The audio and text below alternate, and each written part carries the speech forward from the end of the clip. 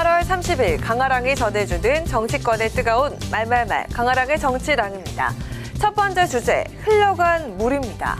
여권의 수도권 위기론을 해결하기 위한 대안으로 나경원 전 의원과 원희룡 장관 그리고 한동훈 장관이 거론되면서 역할론이 떠오르고 있습니다.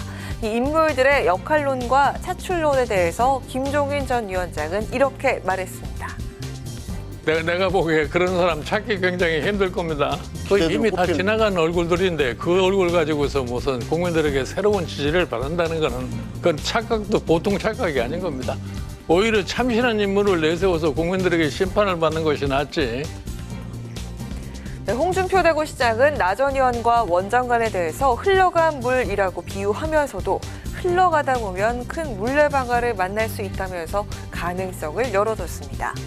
대안으로 언급되는 당사자인 나 전 의원은 원희룡 장관은 당연히 총선에 출마할 것이라고 예상했는데요.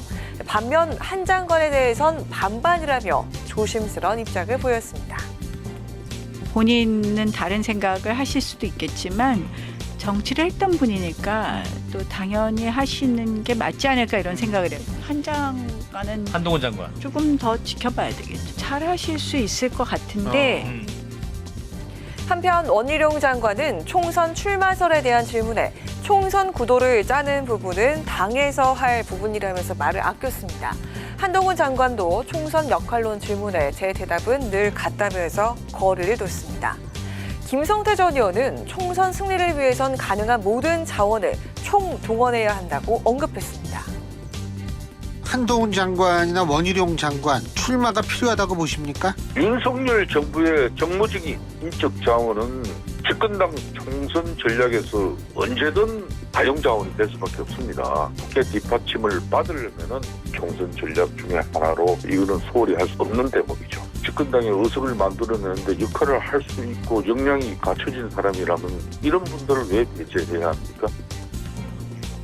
김기현 대표는 국민의힘 연찬회에서 인재 영입 의지를 드러냈습니다. 총선 승리를 위해선 십고초려라도 해서 인재를 모셔와야 한다면서 인재 영입의 필요성을 강조했습니다. 중진 역할론이냐, 새 인물 영입이냐, 수도권 위기론의 돌파구를 찾기 위한 국민의힘의 고심은 더 깊어지는 것 같습니다. 이어서 두 번째 주제는 수산물 급식 확대 대 강제입니다. 일본 후쿠시마 오염수 해양 방류로 인해 수산물 소비에 대한 우려가 커지는 가운데 정부와 국민의힘이 급식업계 수산물 메뉴 확대를 요청했습니다. 오늘 국회에서 우리 수산물 소비 활성화를 위한 상생협력 협약식이 열렸는데요.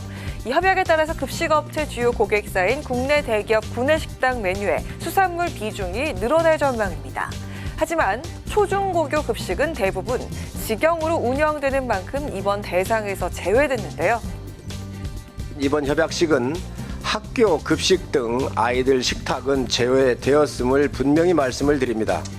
물론 우리 수산물은 누가 먹어도 안전합니다. 하지만 부모님들의 혹시 모를 우려사항까지 고려했음을 말씀을 드립니다. 우리 수산업계는 그동안 경험해보지 못했던 상황 속에서 심각한 위기에 직면해 있습니다. 특정 세력이 만들어낸 거짓과 괴담으로 인한 불안감과 이로 인한 소비 급감이 바로 그것입니다.